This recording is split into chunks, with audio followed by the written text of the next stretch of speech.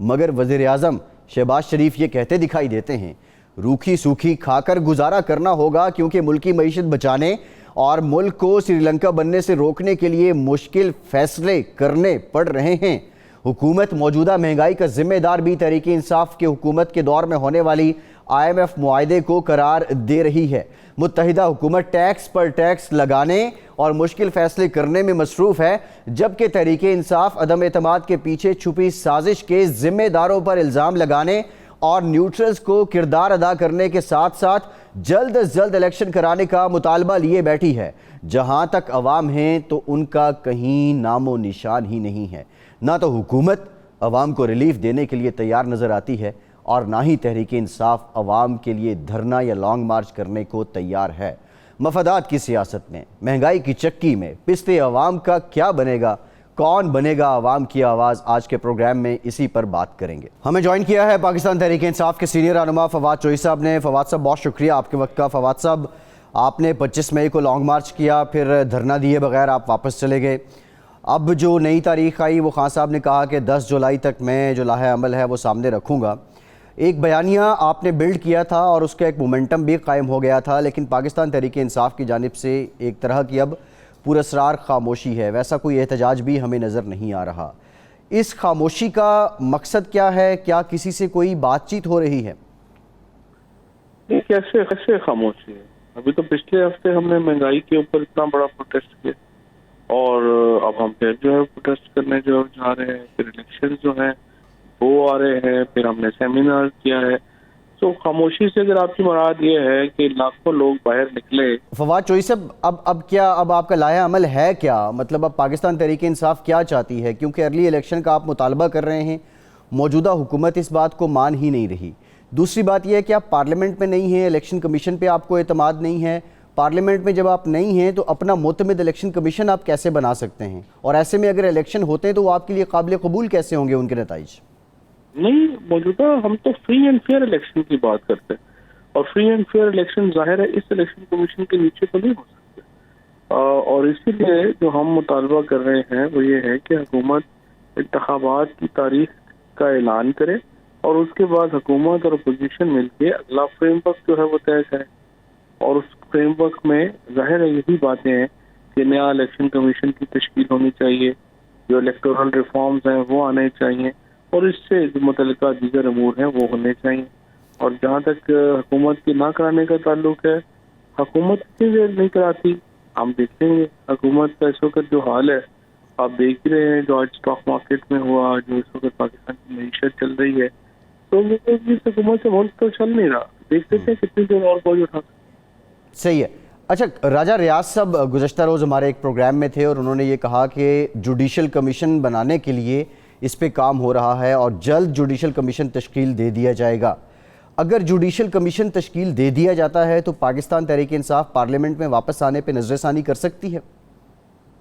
ہم پارلیمنٹ میں واپس آنے کے لیے صرف اس صورت میں تیار ہیں اگر یہ حکومت انتخابات کی تاریخ کا اعلان کرے، اور اگر یہ اسمبلیاں توڑنے کی ڈیٹ دے دیتے ہیں تو ہم پارلیمنٹ میں واپس آ کے تو جو اگلے ریفارمز ہیں، اصلاحات ہیں، ان کے اوپر جو ہے وہ کام کریں گے۔ اگر سازش کے معاملے پہ صرف جوڈیشل کمیشن بنا دیا جاتا ہے اور حکومت ڈیٹ نہیں دیتی اسمبلی تحلیل کرنے کی تو آپ پارلیمنٹ میں واپس نہیں آئیں گے؟ صرف جوڈیشل کمیشن کی تشکیل پہ آپ رضامند نہیں ہوں گے؟ نہیں، اس کا تو کوئی تعلق نہیں ہے اسمبلیوں میں آنے سے۔ اسمبلیوں میں تو آنے کا فائدہ یہ ہے نا کہ آپ اصلاحات کی طرف بڑھیں، الیکٹورل ریفارمز کی طرف بڑھیں، اور وہ تب ممکن ہے جب حکومت اگلے انتخابات کا ایک فریم ورک جو ہے وہ۔ اچھا، راجہ ریاض صاحب کا یہ بھی کہنا تھا کہ جو پنجاب میں ضمنی انتخابات ہونے جا رہے ہیں، اس کے بعد 30 کے قریب ایسے لوگ ہیں PTI کے جو اس وقت آپ کے کیمپ میں ہیں، اور وہ آپ پارلیمنٹ میں واپس آئیں یا نہ آئیں وہ واپس آ سکتے ہیں۔ تو کیا پاکستان تحریک انصاف کی ایک اسٹریٹجی یہ بھی ہے کہ ضمنی انتخابات کے نتائج کو دیکھ کے ہم اپنی اگلی حکمت عملی بنائیں؟ پاکستان میں ضمنی انتخابات کی کیا اہمیت ہے؟ پاکستان میں جو لوگ ہیں وہ جنرل الیکشن چاہتے ہیں، اور جنرل الیکشنز کی طرف ہمیں بڑھنا چاہیے۔ ضمنی انتخابات سے کوئی کرائسس حل تو نہیں ہوگا، بحران تو جاری رہے گا۔ تو یہ ایک خام خیالی ہے کہ ضمنی انتخابات کسی مسئلے کا حل ہو۔ نہیں، پاکستان تحریک انصاف کے لیے یہ ضمنی انتخابات کے نتائج کس حد تک معنی رکھتے ہیں؟ کیا آپ کے جو 20 لوگ ہیں آپ تو چاہیں گے کہ 20 کے 20 واپس آ جائیں، لیکن اگر یہ تناسب نہیں آتا تو پھر آپ نہیں سمجھتے کہ آپ کی جو پاپولیرٹی کا آپ دعویٰ کر رہے ہیں اس میں کوئی کمی آئے گی؟ دیکھتے نا کن حالات میں الیکشن ہوتے ہیں، کس طرح ہوتے ہیں. اگر سارے امیدواروں کے اوپر جس طرح سے پرچے دیے جا رہے ہیں، لوگوں کو تھانوں میں بلایا جا رہا ہے، ایک دھاندلی کی، ایک پری پول ریگنگ کا اتنا بڑا اس وقت ایک پورا پلان ہو رہا ہے، اس وقت سچویشن اور ہوگی. اور اگر فری اینڈ فیئر ہوئے تو پھر ظاہر ہے کہ وہ ایک آپ کا میئر ہوگا کامیابی کا. کراچی میں NA-240 کے انتخابات کا آپ نے بائیکاٹ کیا، اب NA-245 کا جو ضمنی الیکشن ہوگا اس میں پاکستان تحریک انصاف بھرپور انداز میں شرکت کرے گی. اگر آپ کا کینڈیڈیٹ وہاں سے کامیاب ہو جاتا ہے، اسمبلی میں آپ بیٹھ نہیں رہے، کیا آپ اس سے استعفیٰ لے لیں گے اور پھر اس پریکٹس کا پھر حاصل کیا ہوگا؟ نہیں، یہ احتجاج کے مختلف انداز ہیں، اور ایک انداز یہی ہے احتجاج کا کہ آپ اسمبلی سے باہر ہیں، اور الیکشن جب آپ لڑیں گے، الیکشن لڑ کے کامیاب ہو کے آپ استعفیٰ دیتے ہیں، یہ بھی ایک احتجاج کا طریقہ ہے، بڑا افیکٹو طریقہ ہے. جی، عوامی نقطہ نظر سے اس وقت فواد صاحب پاکستان تحریک انصاف سازش والے معاملے کو زیادہ سنگین سمجھتی ہے، یا مہنگائی کا افریت جس میں لوگ پس رہے ہیں وہ زیادہ بڑا گھمبیر مسئلہ ہے؟ پاکستان میں جو مہنگائی اور معیشت کی تباہی ہوئی ہے، یہ ہوئی اس سازش کے نتیجے میں ہے جس کے نتیجے میں تحریک انصاف کی حکومت کو ہٹایا گیا تھا. معاملہ یہ ہے کہ جیسے سری لنکا میں پہلے معاشی کرائسس آیا اور اس کے نتیجے میں ایک سیاسی بحران پیدا ہوا. پاکستان میں تو کوئی معاشی بحران نہیں تھا، ڈالر سٹیبل تھا، یہاں ریمیٹنسز آ رہی تھی، ہماری ایکسپورٹ بڑھ رہی تھی، پاکستان کی معیشت بالکل صحیح طرح آگے بڑھ رہی تھی. لیکن جو ہی انہوں نے یہ حکومت کو ہلایا، اس سے ایک بڑا جو ہے وہ پولیٹیکل بحران پیدا ہوا، اور اس کے نتیجے میں ہمارے معیشت جو ہے وہ تباہ و برباد ہو. یہ جو پولیٹیکل بحران ہے اس وقت، یا پولیٹیکل انسٹیبلٹی ہے فواد چوہی صاحب، اس کی ایک بڑی وجہ ایک بڑی جماعت کا یعنی PTI کا، جس کے سب سے زیادہ نمبرز ہیں، اس کا پارلیمنٹ سے باہر ہونا بھی ہے. الٹیمیٹ نقصان پاکستان کے عوام کو، پاکستان کی اکانومی کو پہنچ رہا ہے.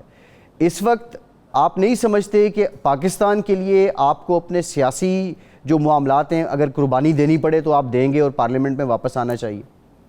کیسے پاکستان کے اقتدار اعلیٰ کو قربان کر دیں ہم؟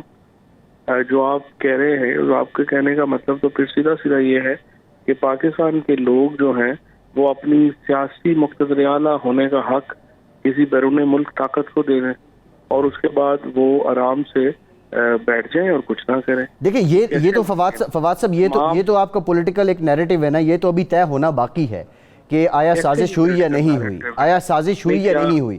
دیکھیں یہ آپ کہہ رہے ہیں، جی یہ آپ کہہ رہے ہیں کہ سازش ہوئی ہے، لیکن موجودہ حکومت بھی اس بات کو نہیں مان رہی ہے. ISPR نے بھی واضح طور پر کہا کہ اس پہ سازش نہیں ہوئی.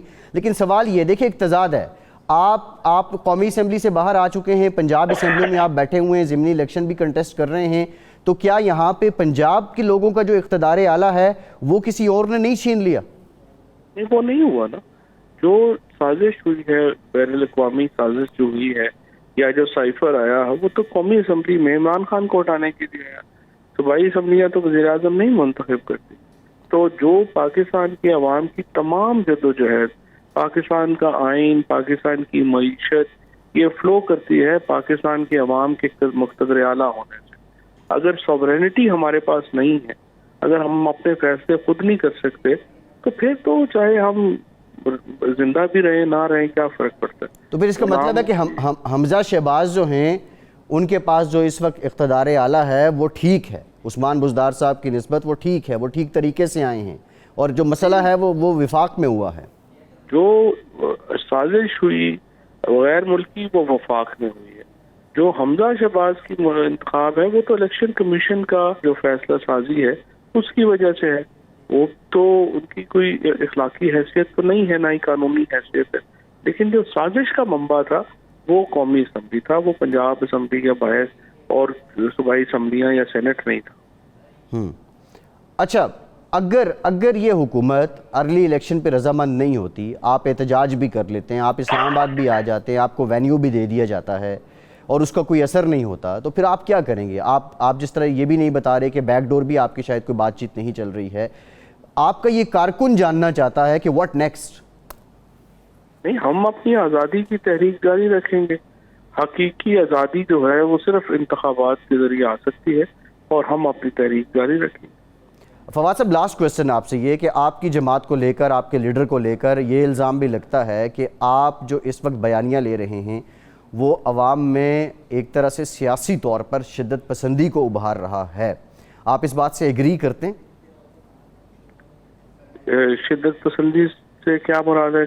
کیا بیانیہ کیا کہہ رہے ہیں؟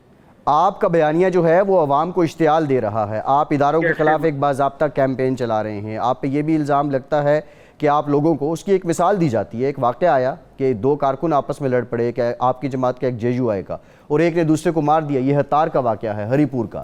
اس طرح کے جو واقعات ہو رہے ہیں اور اس کی ایک بڑی ریزن جو ہے وہ آپ کی قیادت کو کہا جا رہا ہے. مجھے نہیں پتا کہ اگر یہ کہنا کہ پاکستان کے عوام اپنے فیصلے خود کریں گے اگر یہ شدت پسندی ہے تو پھر پولیٹیکل اویئرنیس کیا ہے؟